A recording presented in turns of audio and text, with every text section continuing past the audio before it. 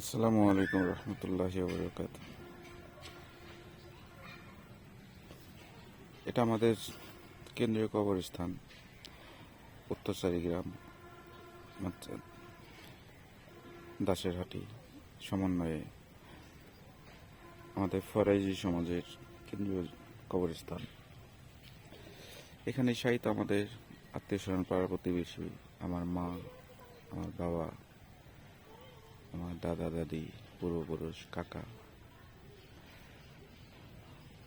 এটুকু করার উদ্দেশ্য হলো, দেখেন, গরমের তাপ আলহামদুলিল্লাহ আল্লাহ তাআলার অশেষ রহমত, আমরা এখনো সুস্থ আছি, সুস্থ রাখছে আল্লাহ।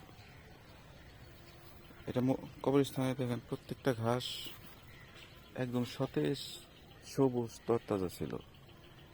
অর্থাৎ এই কয়েকটা দিনে দেখেন একটা ঘাস সবুজ দেখা যায়?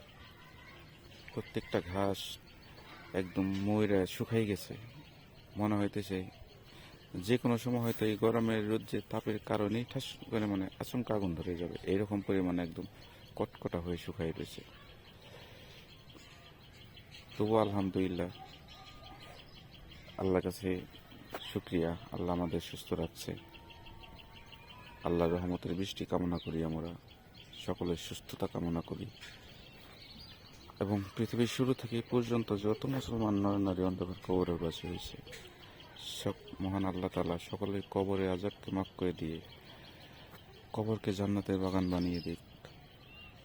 এবং যত মুসলমান নরনারী জীবিত রয়েছে, আল্লাহ সকলকে সহি বুঝ দান করুক, নেক হায়াত দান করুক, অসুস্থকে সুস্থতা দান করুক, ঋণগ্রস্তকে ঋণ মুক্ত হওয়ার তৌফিক দান করুক, হালাল ইনকাম করার তৌফিক দান করুক, আয় রোজগারে বরকত দিক।